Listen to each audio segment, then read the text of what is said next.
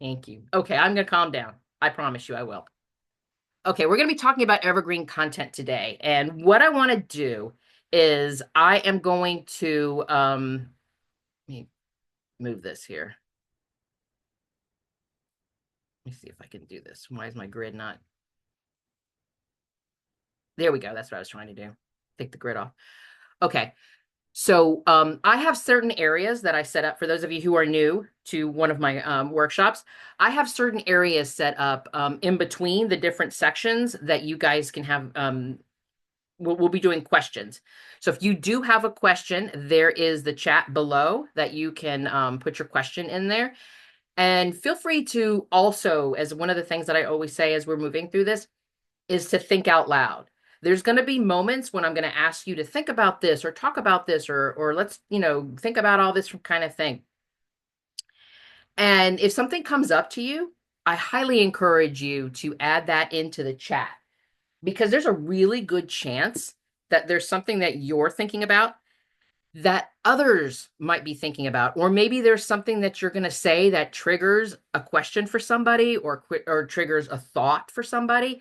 So I just wanted to have you utilize that chat too to be able to think out loud with each other and to have these kinds of conversations between each other as well as with me. All right, so let's get started here. So today we are going to be talking about evergreen content. And for those of you who haven't met me personally, my name's Penny. About started in 2010 is when I started teaching. So I've taught over 125 social media workshops. We have a place called the National Entrepreneur Center here in the Orlando area, and this is where I do most of my teaching.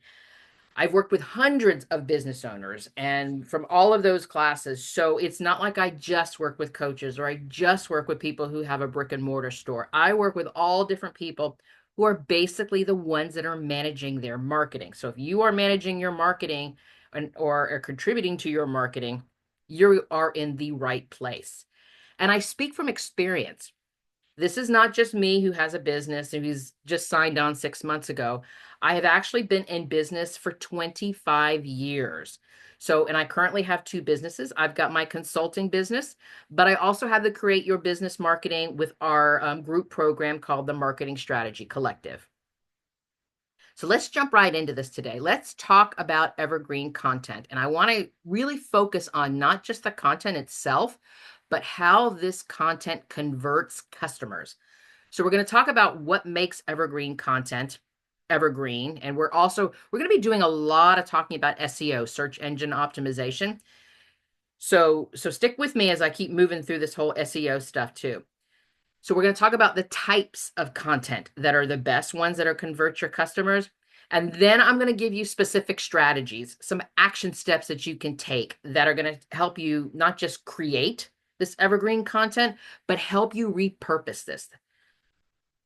So what exactly is evergreen content? I'm sure by now you've at least heard of evergreen content.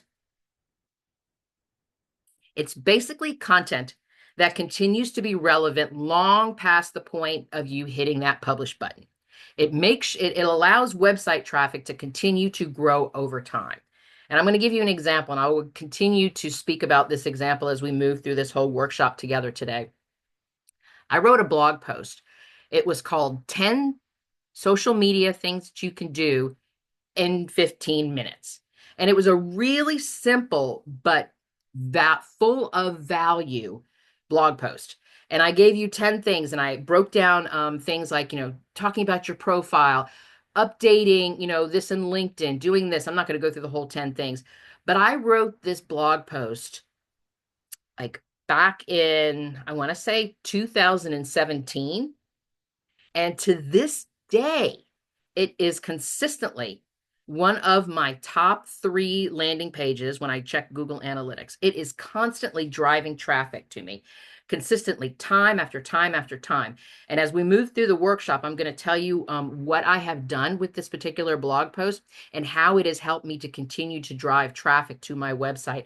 And it's also helping me grow my email list. So I'll get into that later. So let's talk some more about evergreen content because evergreen content is based around this fact that there's a lot of people out there that are just reading and scrolling and searching Google and, all that kind of stuff because people are looking for answers. They're looking for content that's going to answer their questions. So they're looking for blog posts, they're looking for videos, they're looking for information. And when they come across this information and it's coming from you and it's coming from your business, you have a much greater chance of converting somebody who's landed on your website, who's reading that blog post to get that answer that they're looking for, to convert them into your email list, to get them to, sign up to a program or something like that, because they've consumed some form of valuable and educational content. So we want to keep this in mind as we're moving through this, because evergreen content is not statistics or reports that are going to change or go out of date. And there's a lot of things out there, these are just the statistics for this month. So if it's just the statistics, that's such a tough word. If these are just the numbers for this month, it's not going to be evergreen because it's not going to be relevant for next month. We're also going to talk, it's not holiday or seasonal because it means that it's going to be consistent. And it's not to say that seasonal content can't really drive traffic to your website, because it can. But there's no reason that anybody's going to be looking for Christmas content in March. So we want to think about something that is going to be relevant all the time, not just during that season or not just during that holiday. And it's also not going to be connected to anything that's like pop culture or fad, because as we all know, that things change at the drop of a hat. One moment, somebody's up, somebody's down. This person's important. This movie's the one that we all want to watch. This is the singer, the artist that we want to follow. Everything changes so quickly, and that is not evergreen content. And it's also not connected to like the latest event in your industry, because then there's going to be the next one, and then the next one, and the next one. So as you can see, and you could probably tell when I'm talking about evergreen content, it is something that is going to remain relevant no matter when somebody lands on it. No matter when somebody lands on my 10 things to do for social media in 15 minutes, it's still going to be relevant if they landed on it in March or if they landed on it in December. That's the point I want you to get across. So when we think about why we even want to add evergreen content into our marketing, let's talk about this too. It's going to drive more people into your sales funnel, because what's going to happen is they're going to read that blog post. They're going to watch that video. They're going to download something, which is going to get them on your email list. And all of these things are going to bring them to your website. And it's going to explain to them why they should be buying from you, why they should be working with you, why they should sign up with you. And so we want to think about it from that perspective. So the content itself needs to be that valuable, that it's not just, hey, I'm giving you, some great tips on how to feed your dog. It could be, as I'm saying that because my dog is like right here by my feet. Sorry. I was like the first thing that popped in my head because my dog just laid down. So evergreen content that would get me into my sales funnel is not how do you feed your dog, but maybe I would be even more specific. Like maybe my product is something that helps dogs who are aging and having problems walking. And so my product has to do with how I can help them with their joint health or something like that. That comes real specific, but it gives me an opportunity to actually answer somebody's questions who is looking for something about their elderly dogs. So you see the point where I'm talking about how it's driving people into your sales funnel with this type of content. And we want to think about it from relevant content resources. So if you find that you've got some evergreen content that is driving traffic, like my 10 blog posts, my 10 social media blog posts, I'm going to keep calling it that. What I ended up doing is I realized there were so many people coming to that. I ended up coming up with 5 more ideas.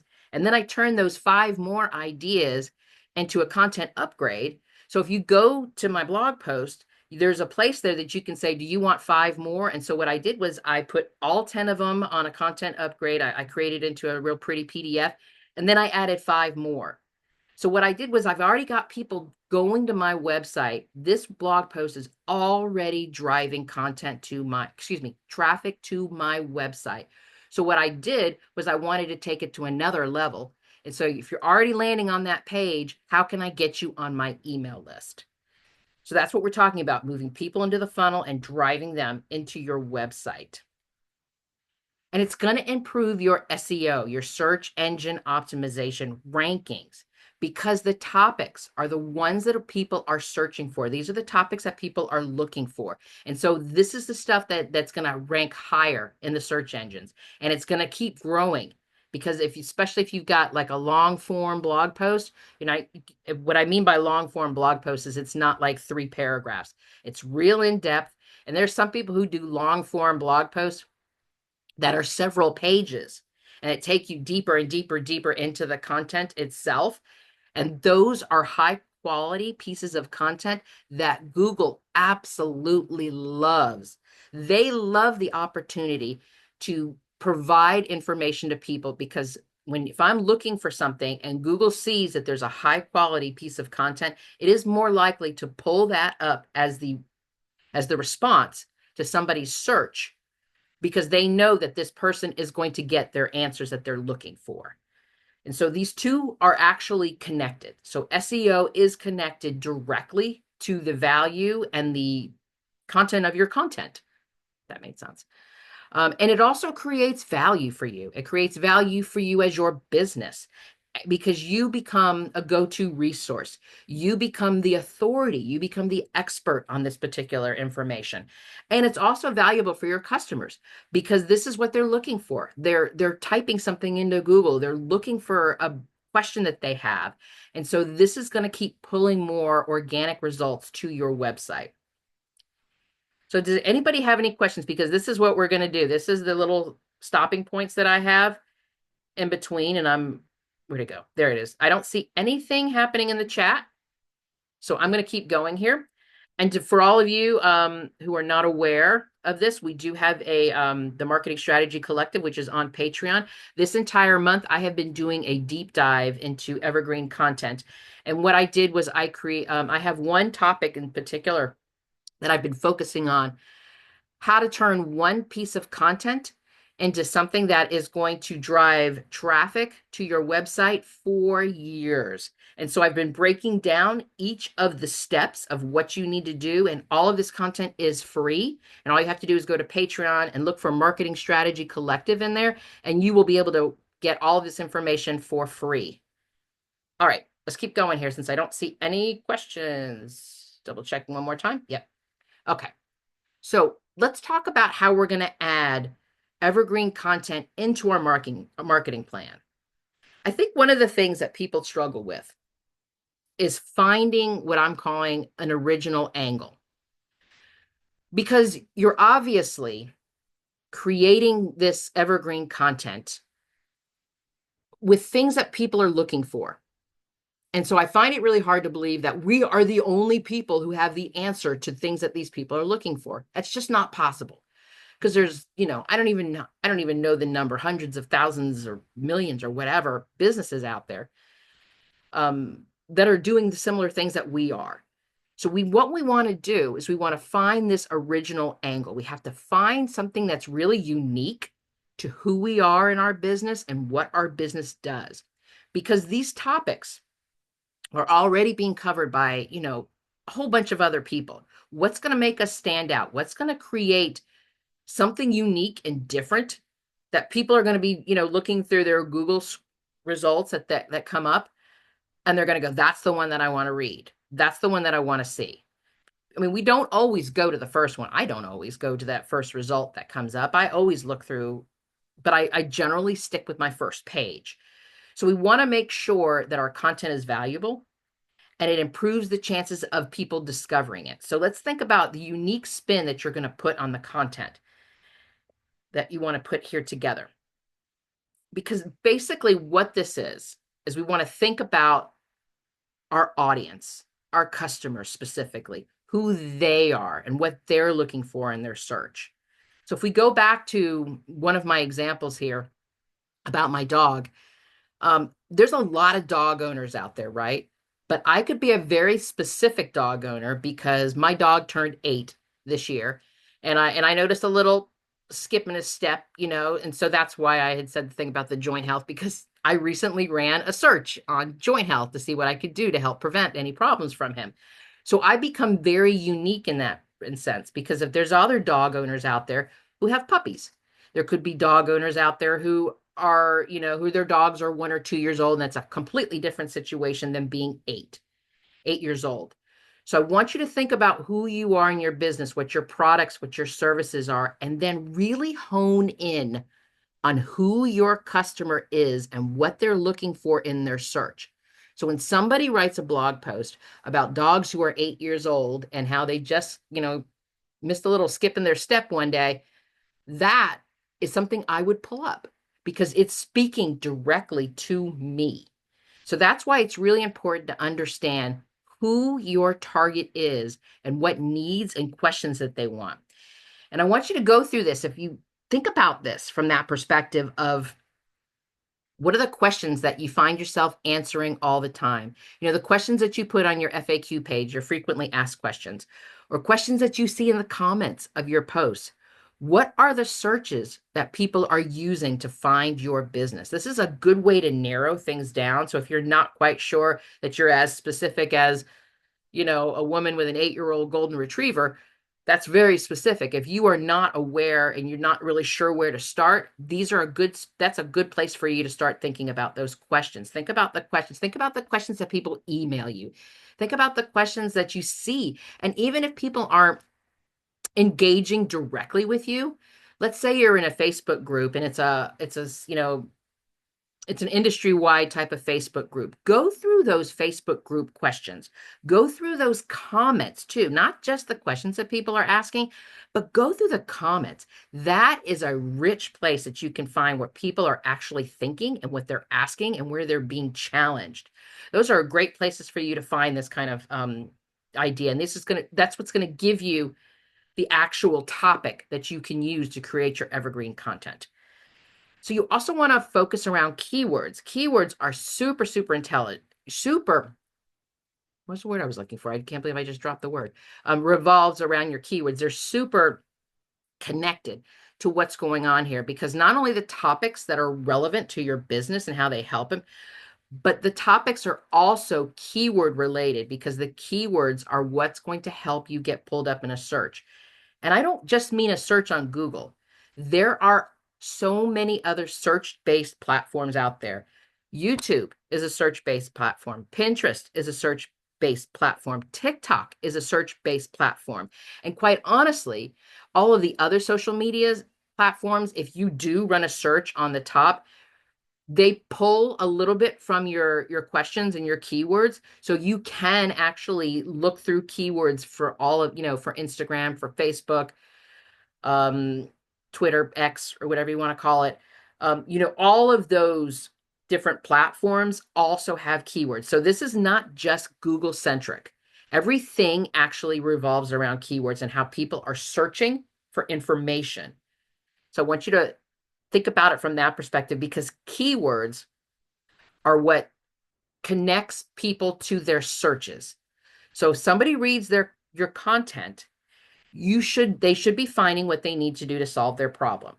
And when they use the keywords to run the search and to land on your content and either read it, view it from a video, or however they're engaging with your content, it is going to help them build trust in your business. It's going to help them see you as, this is another solution I hadn't thought about, or, oh my goodness, she just explained this in such a clearest way that nobody else has explained this before. I want to know more about her and her business. Or, wow, that's an amazing product. I had no idea that there was something like this that existed to help, an 8-year-old dog who's got a little skip in his step, that kind of thing. So I want you to think about it from that perspective. So all of these things are connected to each other. It's not just, do I just do a keyword analysis, or do I just think about the topic? Both of these are connected to each other. And for those of you who actually have a whole bunch of content, there is an opportunity for you to update some of your current content and to turn it into evergreen content. And so there's a way that you can update it. You can update the data. You can update the links. You can add in new research. You can check for these things in the blog post or the video or whatever you're utilizing Did you give this an opportunity to have somebody, can they take action with it? Or did you just define something? If you didn't give them an opportunity to, here's 5 more steps that you can do. Here's, 3 more things that you can say. That adds to the usefulness, that adds to the value of it. Clarity, did you go through your content and find that you were using a whole bunch of jargon that only you use in your industry? And maybe it's just really confusing. Is there a way that you can take that copy and turn it into more of a conversation that the way that people speak, or helps explain something a little bit better? Is it shareable?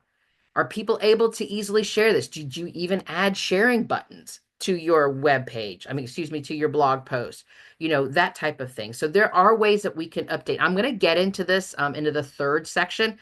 I'm going to go step by step about how some actual action steps that you can take. But I just wanted to give you a brief overview that if you do have a whole lot of content, there is an opportunity for you to turn it into evergreen content.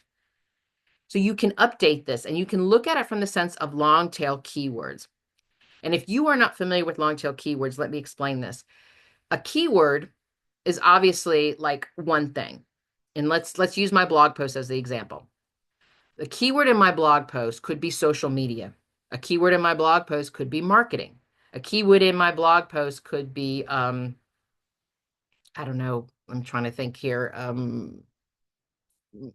social media marketing. But a long tail keyword becomes social media marketing for small business owners.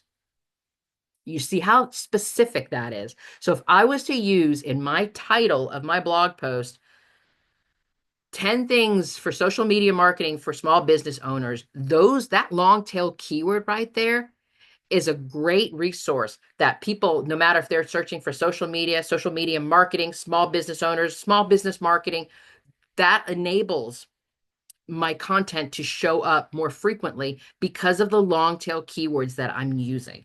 So when we talk about keywords, it's not just 1 or 2 words like marketing or social media or dogs. It becomes longer.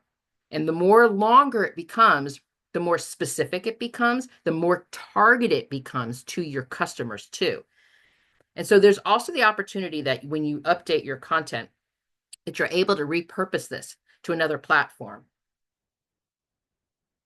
And so this is a way that you can update your content. Again, I've got a whole thing where I'm going to break this down even further. So I don't want to see if there's any questions about this, but we are going to break this down about how you can update this into another platform. And when you're adding this, don't bury your evergreen content. If you are going to go through this, and especially if you're going to update a current piece of content, or if you're just going to create a whole new piece of evergreen content from scratch, don't just set it and forget it. I want you to utilize this piece of content. Think about how you can put, a blog post and a blog sidebar. Think about how you could create a start here page on your website. Let's say you have a start here page and this is the first thing that they see, and you say, read this blog post, go watch this video, download this. Giving them tips on where to start is a huge opportunity for people who haven't been familiar or are not familiar with your business, and they're getting to know you and they're getting to know what your business products or your services are. And think about how you could pull all that together on an amazing web page on your website, not necessarily on your homepage, but link to it someplace off of your homepage so that I can see that. Maybe it's above the fold where I see it immediately. And then also think about how you can create a repurpose plan to share this evergreen content, because creating evergreen content is not something that's going to take you like 15 minutes to knock out. It is going to take a while. It's going to take some effort. It's going to take some time on your part. And so if you're going to really do this and you're going to pull this together and this is going to be a fantastic piece of content, don't hide it. Continue to use it again and again and again. So here's some tips here I want to get through to write evergreen content. We want to think about the keywords, especially our long tail keywords. Think about that. And if you are not familiar with what your keywords are, there are a few places that you can go. One of the easiest things that you can do is you can go into Google and just start typing and see what Google comes up with. And Google says, if I started typing social media, maybe it says social media marketing for businesses. That becomes a long tail keyword. You could, there is the Google Keyword Planner tool, which is located in our Google Insights. I believe it is connected to if you are going to be paying for some Google ads, but you don't have to actually pay for ads to use the Google Planner tool.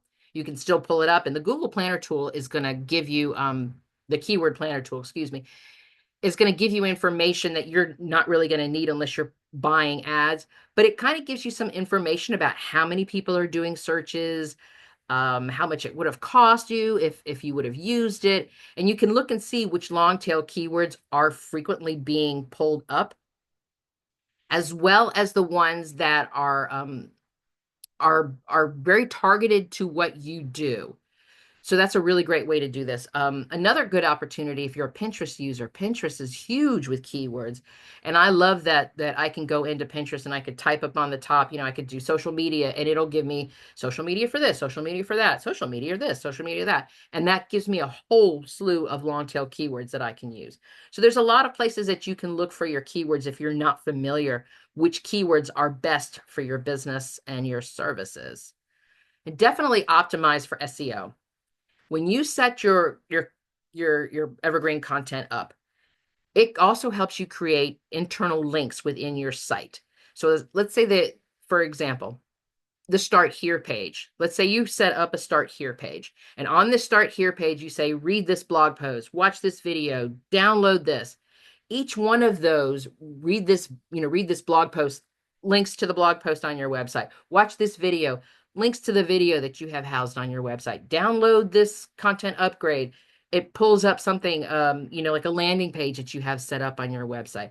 All of these internal links help with SEO. SEO loves to see links. It loves to see that you are giving your reader or a person who's engaging with your content, because I don't want to just say reader if you're using video, more information.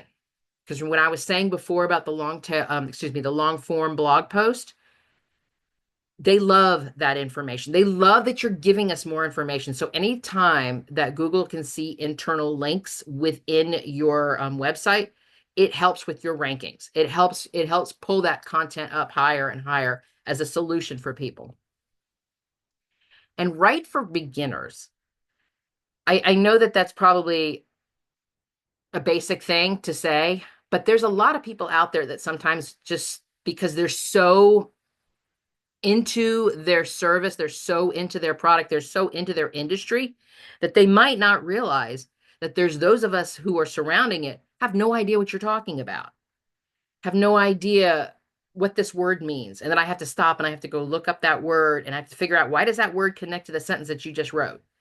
And then that becomes a distraction for me. And if I have to keep doing this time and time, there's a really good chance I'm just going to bow out and I'm going to go, you know what? I can't, because this is not making any sense to me. And I'm spending more time researching than I am reading this. So we want to write for beginners. We want to write as if we're talking to somebody in 5th grade who has a clear understanding of words and how things work. But how would I explain it to somebody in 5th grade? How would I explain this to them? And so that's what I wanted to make sure that you're doing. So when you are writing this evergreen content, make sure that you're writing it for beginners and people who are not as familiar with this type of content. And narrow that topic. We think about our keywords and what our community is looking for. We want to narrow that topic. And as I'm jumping back and forth between all of my topics, I keep going back to the dog. I shouldn't say the dog, my dog, Cooper, who's still here on my feet. So if I talked about narrowing my topic, we are talking about an 8-year-old golden retriever. How narrow is that versus puppies or dogs with long hair? So we think about narrowing your topic, because again, that's going to help you with the keyword search, and it's also going to help you with the people who are looking for your content. And if we get started on this, or if you're not sure where to start, let me say it that way. Let me give you a couple of prompts that'll help you get started here. Think about 5 questions that your community is repeatedly asking about what's going on in your industry, asks about your products, asks about your services. And then look at those 5 questions and think about how you can turn each one of those questions into a piece of content that remains relevant over time.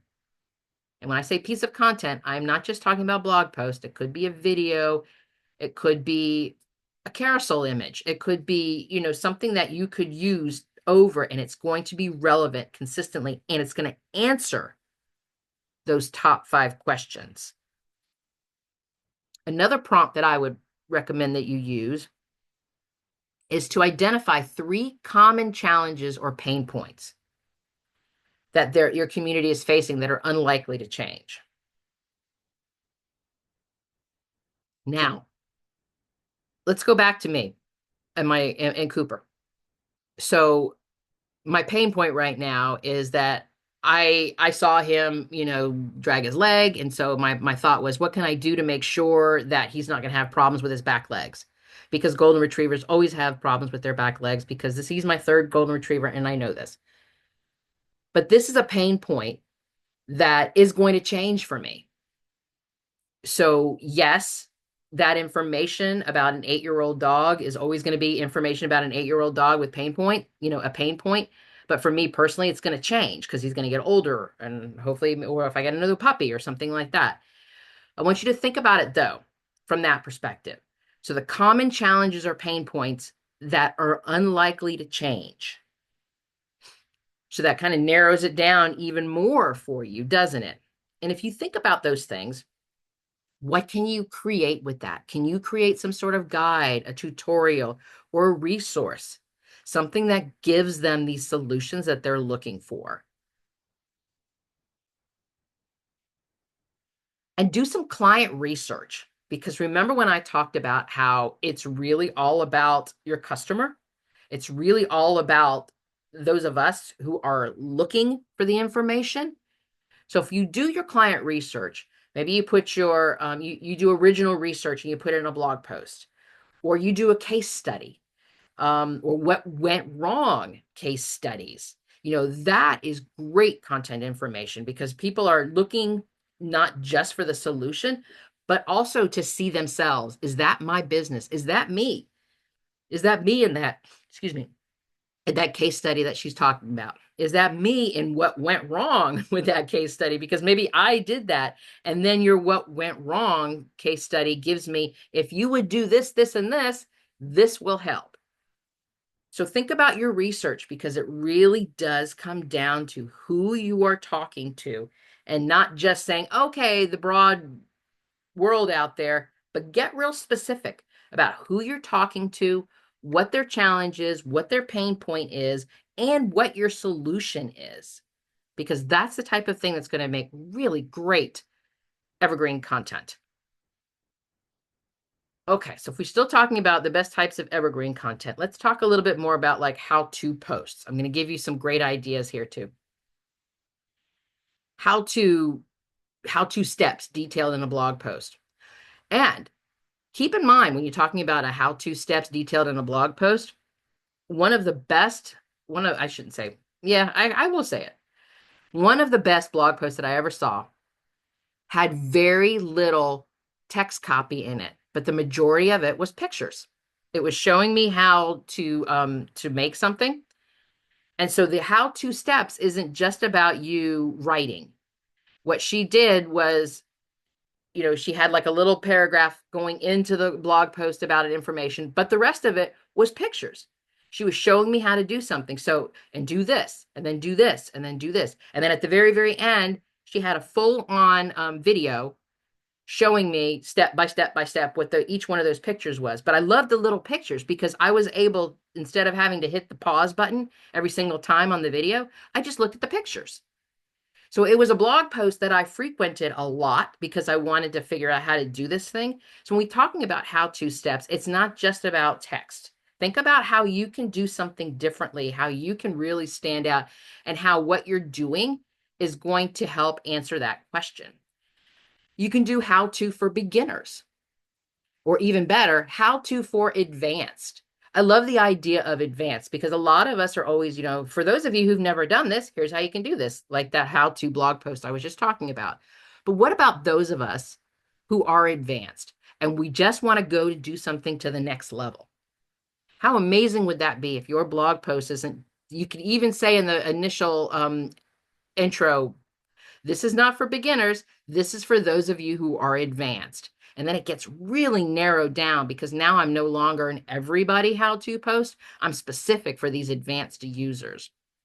So again, one of these things, as I'm moving through this list right here and the rest of the types of, I want you to kind of think about this with respect to your business and how you can put your unique spin on all of these things. So that's why I'm giving you some suggestions as we're moving through this.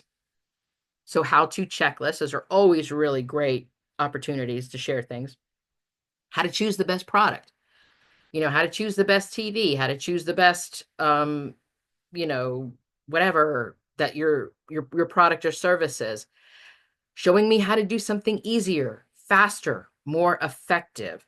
These are really, really great types of evergreen content because there's a really good opportunity there that this will remain relevant over time. And if it's not there, if the actual step itself, like maybe an app gets invented, maybe you write this how to for advanced users blog post, and a year down the road, an app gets developed that now would fit beautifully into that process. You can update that particular blog post to go back in and put that app information and just add it in there and then repurpose the whole thing all over again and continue to share it because now you just updated it. So these are really good opportunities for you to think about really great types of evergreen content you can add into your marketing mix. Resources are amazing type of evergreen content, like a resource list, best paid or free tools list, best books to reach a specific goal, a greatest of roundup post. And it doesn't even have to be the greatest, blog post. It doesn't even have to be just yours. That's a great way to do internal links to do your greatest blog post. So maybe you've written 20 blog posts about how to do this one particular thing. And then you could tell that by looking at all 20 of them, these top 5 are getting the most traffic, so that you could create another blog post doing the greatest of, like a roundup type of thing, where you can do some more internal linking because you'll link back to those other blog posts, but you put all of them listed on one page as a resource for people, a download for people, something that they could use to sign up for your email list to get a copy of that. Think of it from that perspective. So all of these things give you an opportunity also to get people into your sales funnel, as well as providing a valuable resource for them. Industry specific content. I wanted to put this in here because a lot of times people are like, well, I don't do how to. And I don't have steps. That's not kind of what I do. So there's a way that we can actually create evergreen content that's not so much of a resource or a guide or a how-to post or a bunch of videos. You could talk about things like the history of your product or service.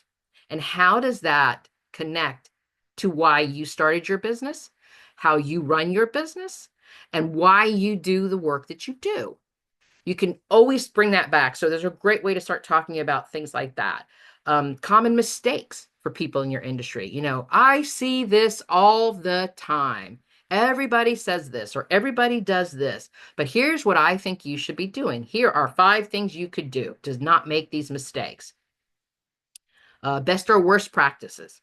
Let's say you want to grow your income in 6 months. Here are the best steps that you can do. And here are the, or I've heard people say, you can do this and, grow your income in 3 weeks. Why this is not realistic. These are the worst practices out there. This is what's realistic. Think about it from that perspective. And remember, trying to put your unique spin on this, your unique angle on this, that what makes it connected to your business, to your products, to your services, as well as that last one here, everything you need to know about whatever, blank. Quite honestly, everything you need to know about whatever that blank is, that is one of the best SEO based type of subject lines that people use and search for. I don't know why that comes up, but for some reason that one comes up really, really high in a search. All right, let me check here again. Okay, you guys are just being quiet here. Okay, let's talk about steps. Let's talk about the actual steps. So now I've given you some ideas about content you can create. We've gone really, really in depth into SEO. We have talked about evergreen content, what it is, what it's not, and how it's going to help you, how it's going to help you get people into your sales funnel, how it's going to help you get people to your website, how it's going to help you build trust with somebody who may have just stumbled across something, maybe has just found you on a social platform, found you on a video. How are we going to actually take all that information and create some action steps, especially to repurpose this evergreen content that you're going to create? So let's talk about this, because a lot of this repurposing content is not just about you starting something 100% from scratch, because I suspect that a lot of you probably already have something that you currently use that you could just update and you could turn into evergreen content. Or maybe it is evergreen content and you want to improve upon it and you want to start repurposing it and sharing it more, because you probably just created it and you just thought, oh, it was really great for the first month. And then you just left it alone and then you never saw it again. So let's talk about this. What's a great thing that you can do is look at your existing content, take an inventory of it. And what I mean by an inventory of it, I want you to think about how you can write this thing down, write it all down. One of the clients that I was working with, she had a ton of blog posts. I mean, an enormous amount of blog posts. She was going through this challenge or something like that, where she had to write a blog post every single day. And so she kept on doing it. And so for like 3 months, she just kept writing blog posts. And I think it was like Monday through Friday. She wasn't doing it on the weekends. So that she had this enormous amount of content. And so I asked her to take an inventory of it. I said, give me, and let me see, and she set it up into a spreadsheet, which was fabulous for us, because what we were able to do is we were able to look at the topic of the blog post, and then we were able to categorize it. We looked at her content pillars and we categorized all of it. So we were able to actually take a look and we could see everything. We got the full picture. We could see that she had, I'm just making up numbers here. She had 20 of, about this particular topic. And then she had 15 of this particular, but she only had 3 of this particular. So we were able to take a look at it. And then what we did was we also started looking at our Google Analytics. And then she put some information into the Google Analytics, like which blog posts were still getting traffic, which blog posts, we also checked her social media insights, which blog posts she shared on social media insights, how did they do? So we actually were able to narrow down which one of her pieces of content that we already knew was doing very, very well with her audience and her community. And B, we already realized that this was content that she had created and we could take a look at it and we could update it. We could we could add internal links to it. We could add some long tail keywords into it. We could add some more, content to it and give it more of a, her issue was that she was lacking in call to actions. And so almost every single one of those blog posts needed a call to action. So we would look at those and we would think, okay, what would the call to action be? Did we want to create a content upgrade for this to add people into our email list? So when you take an overview like this, it allows you to see where the gaps are missing and allows you to see which topics are already resonating with your community. And that way you can tell, okay, this piece of content, I can focus on this, and this is going to make a great piece of evergreen content. So this is a big step that's going to take, and it's going to take you a little time, especially if you have a lot of content. But I assure you that if you take this one step, it's going to be huge as we move forward. And it's going to also help you get a really full picture of your content. So even if you're not even thinking, let me just take a little side note here. So even if you're not even thinking about evergreen content, if you just audit your existing content, it's going to show you so much about those steps that I just talked about, checking about your analytics and people who are engaging with you, taking about the topics, taking about the categories, why do you have 20 of this, but you only have 3 of this? That kind of thing. That really, it's very helpful with regards to your marketing strategy and really seeing your overall plan together, like a bird's eye view versus being so micro in what am I posting this week? All right, let me keep going here. I went off topic, but that's okay. I already talked about this. So this is what we're going to be doing. You want to make sure that when you're looking at this, so not only are you listing it all out, but I want to make sure that you indicate which ones are resonating. You can look at your Google Analytics. You can see your social media insights, your web share buttons. You can always see, is a lot of people coming to my website and sharing this, like that kind of stuff. So the second thing that we're going to think about. So now we figured this whole thing out. And we've figured out which content pieces that are aligned with our business goals. This is the one that I mean. This is the piece of content that's going to drive people to my website. This is the piece of content that's going to get people to get on my email list. This is the type of content that I'm going to get people to come to my YouTube channel. Whatever your goals are, that's the content pieces that you're going to select. So I want you to think about it from that perspective, not just what Penny said, that I got to drive traffic. If that's not what your goal is, if your goal is to drive traffic to your YouTube channel, that's what your goal is, then that's the content that you're choosing. So I want you to think about that. And then what we're going to do is we want to make sure that these content pieces are timeless, which means they're going to be consistently relevant no matter when, if I view it in March, or if I view it in December, or if I view it in 2027. Is it still going to be relevant? Is this valuable information? Do I need to add some more information? Is there more data that I could add to this? Is there more research that I have discovered in the last 6 months that I could add to this? How could I make this more valuable? Because this is the information that people are actively searching for online. So when we choose this content that we want to repurpose, I want you to process this. I want you to think about the process that you can organize this content and create new pieces of this evergreen content.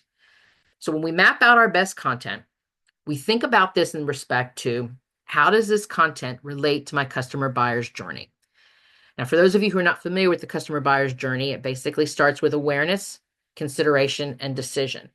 So if we are brand new in the space, or if we're putting something out there that people have not been connected to us before, we are moving in the awareness section. So we want to make sure that people become aware of our business, aware of our products, aware of our services, aware of us as the individual, especially if we are the face of our company. We want to make sure that there's an awareness. So is this content relate to awareness?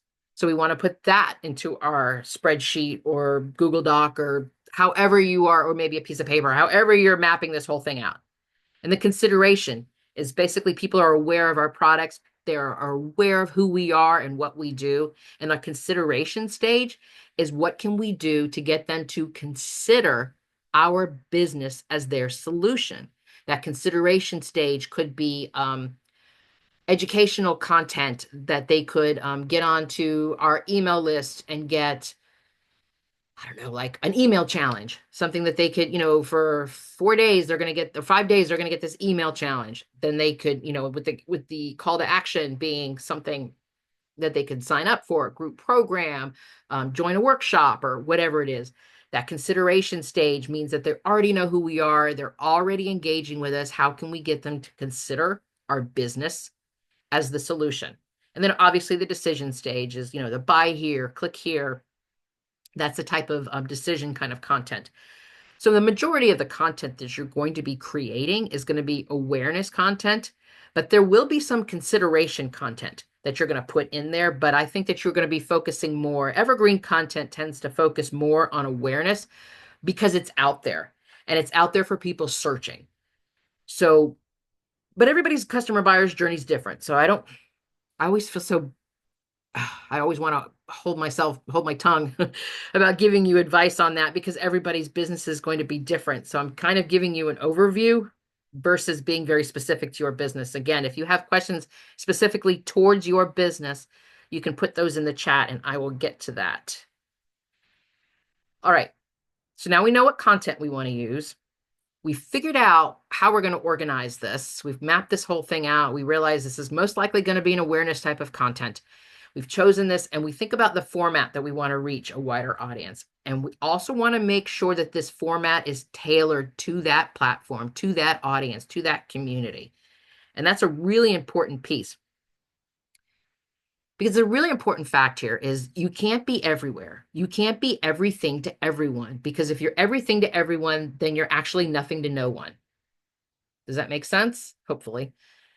We want to make sure that we just choose one or two. If you're very good at this, 3 channels.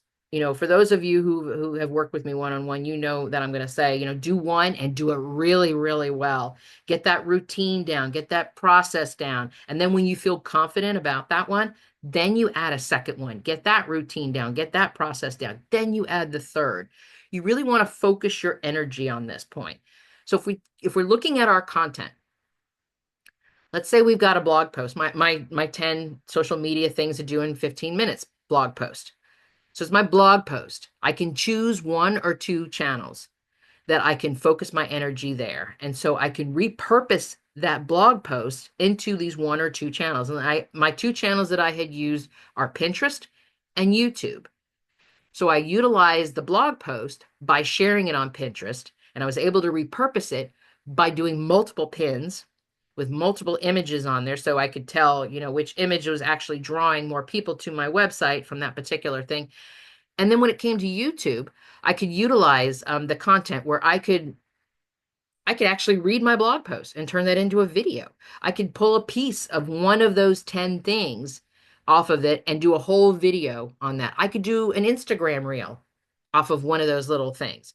So you see what I mean by that? We can choose our channels, but I want you to adapt it to different formats, because I wouldn't just put the Instagram reel up with me reading my whole blog post, because that's not how Instagram reels work. They're short. What are they? 12 seconds. I can't read a whole blog post in 12 seconds. Even I don't talk that fast. I know I talk fast sometimes, but I don't talk that fast. So you want to make sure that what you're doing is you're building this engaged audience in at least 1 or 2 places, instead of trying to blanket everything and not doing a really good job just to say that you're everywhere. So that's my big advice to you today, especially about formats.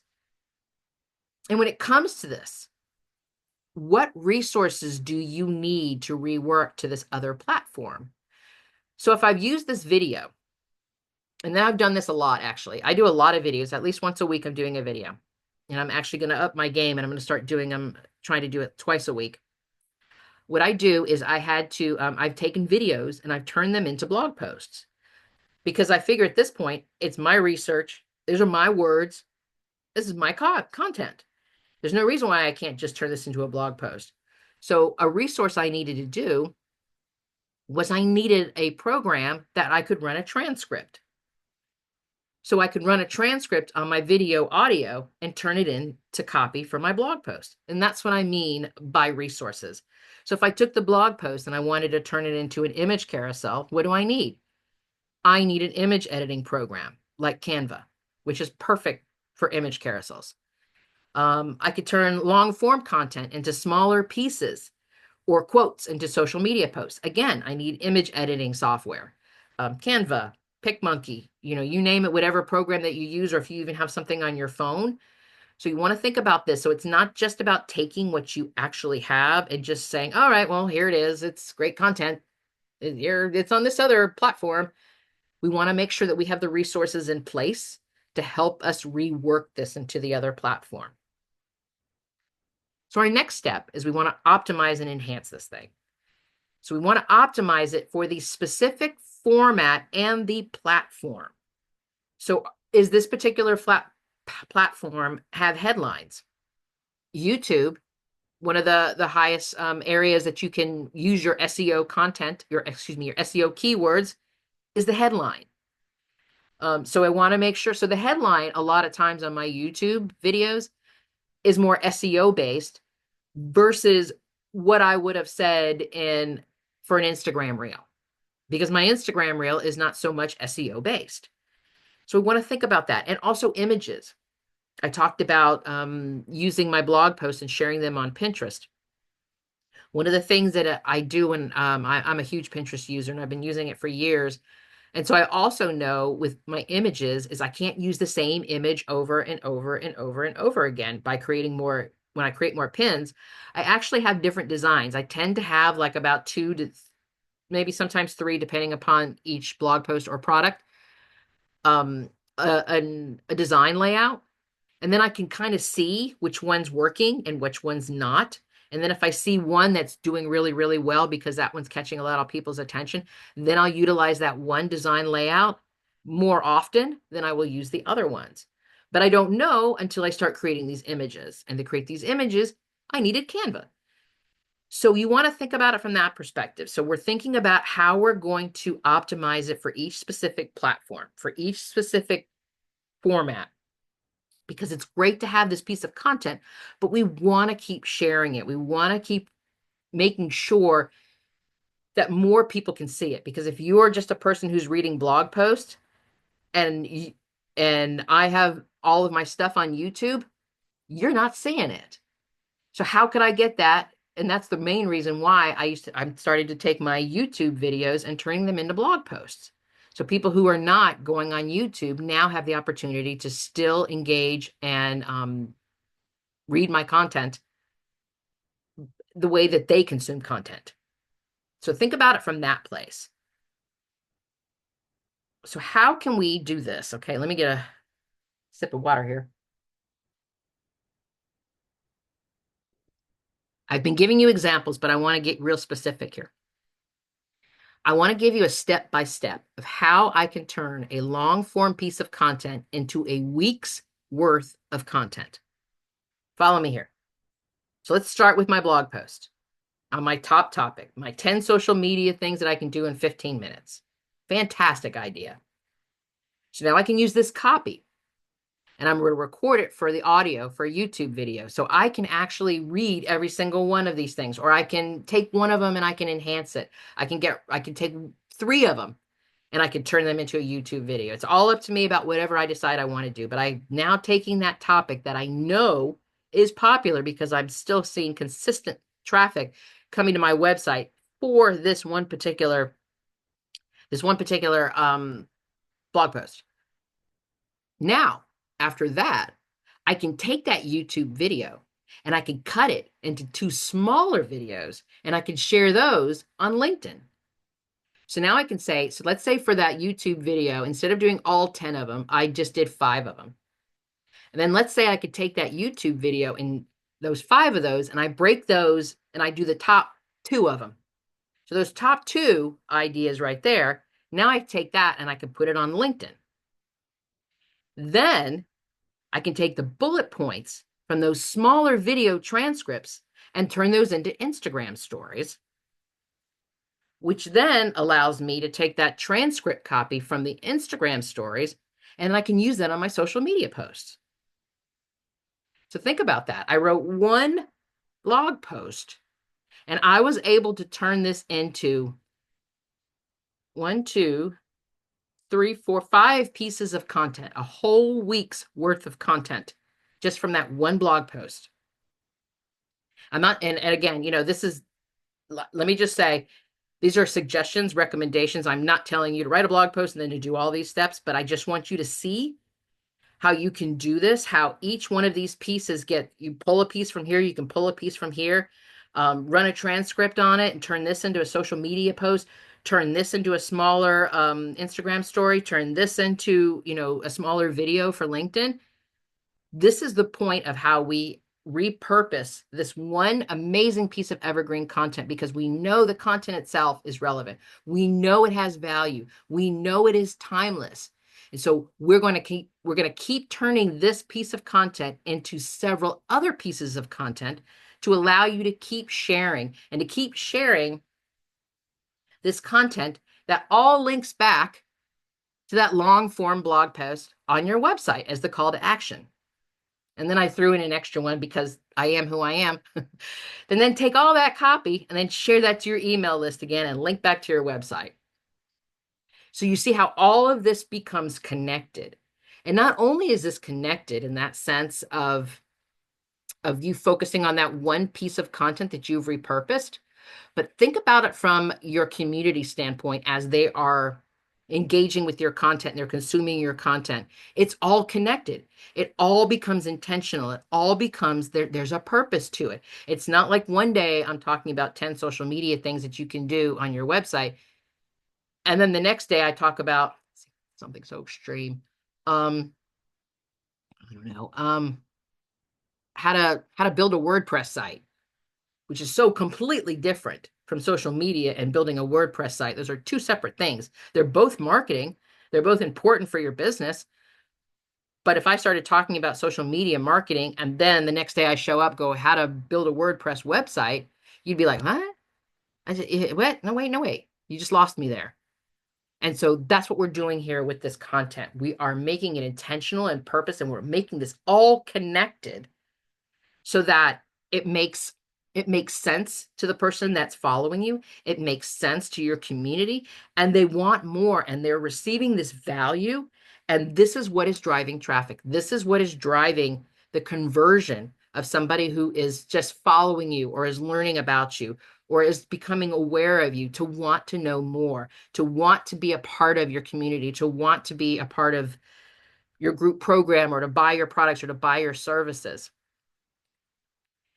And then once we got this all together, we promote it and we share it. Share it on your website, share it on your social media profiles. My goodness, if you have a top blog post like that that's consistently showing up, put that in that social media blog post, especially if it's got a amazing resource that people can download. That would be a great thing to put in your profile. Put it in your email newsletters. Any platform that you are regularly using, that you are engaging and you're interacting with your community, this is where you're going to share it. You're going to want to make sure that you consistently are sharing it and promoting it to people. Because I'm going to read this because I think this was really important here. The big idea is that you create loads of bite-sized pieces of content inside of your long form stuff. That's so me. The goal is to feature the best bits and pieces on your social platforms and other marketing channels.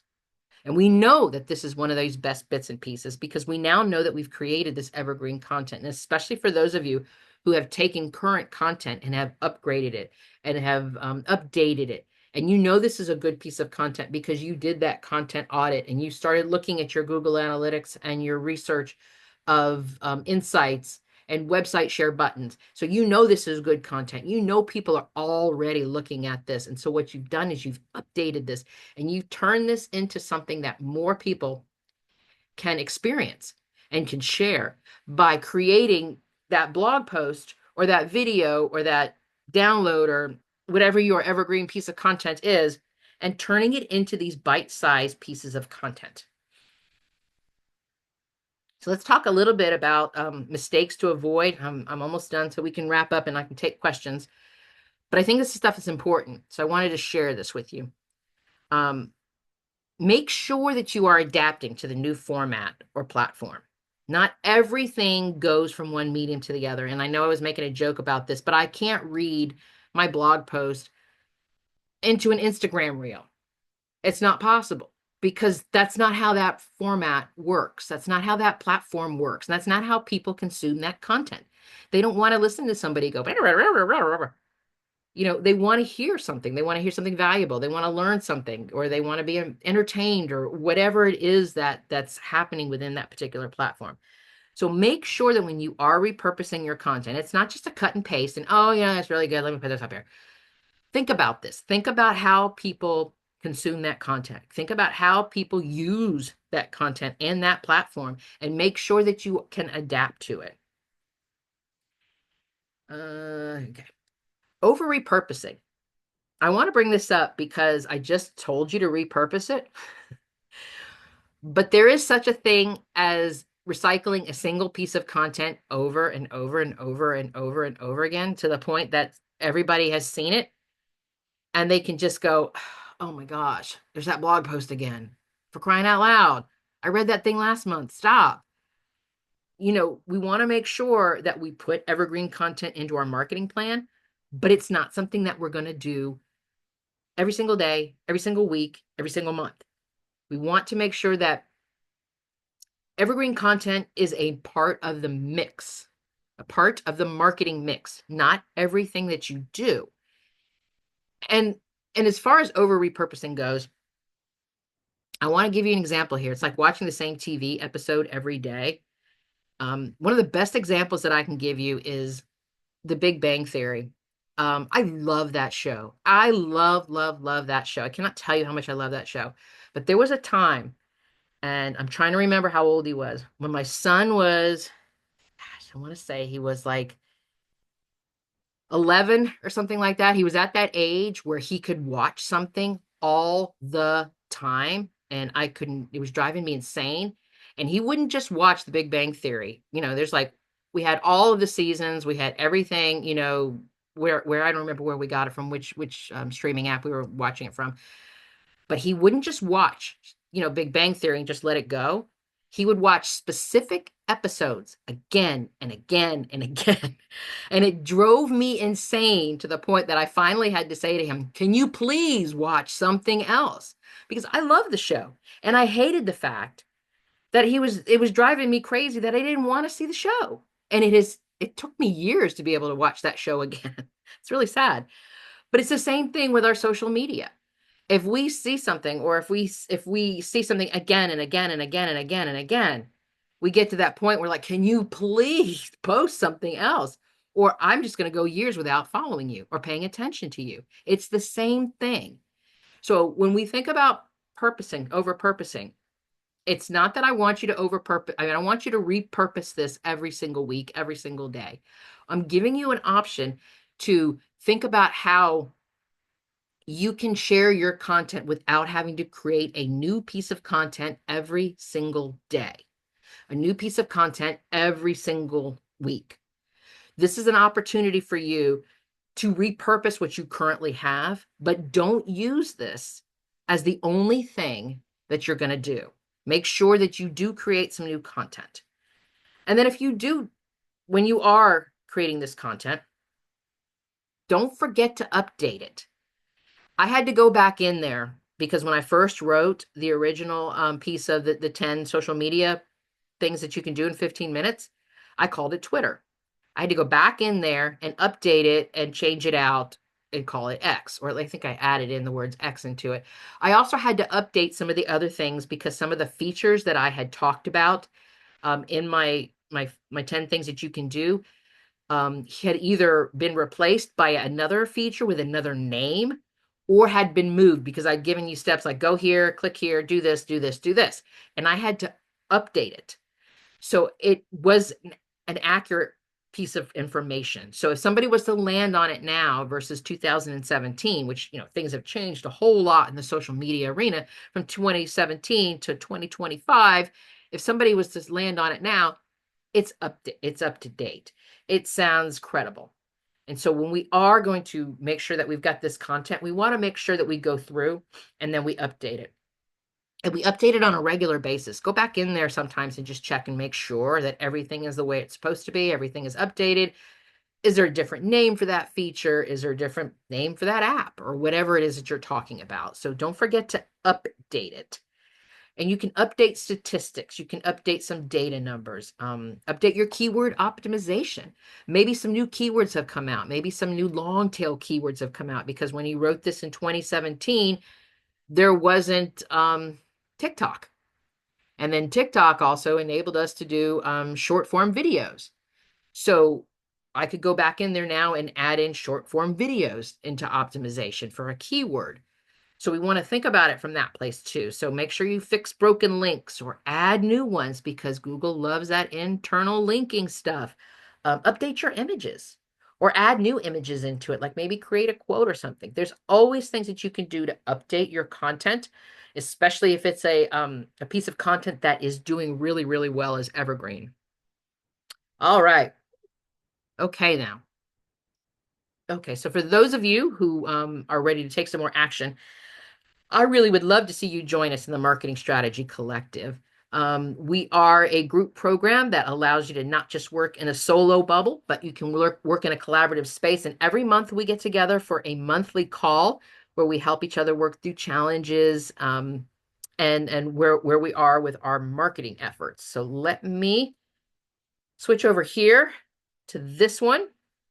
Okay. Chat. Anything going on in the chat? Nothing. All right. Okay. Any questions, comments, thoughts? Anybody want to bring anything up? Or was I just so much that I have gotten you silent? I've turned everybody silent.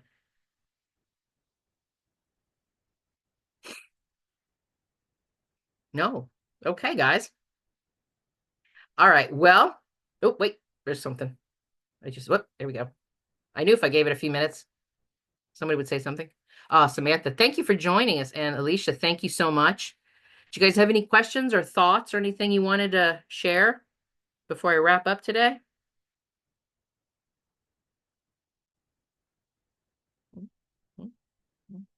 Nope. Okay. Oh, thank you. You're welcome, Kate.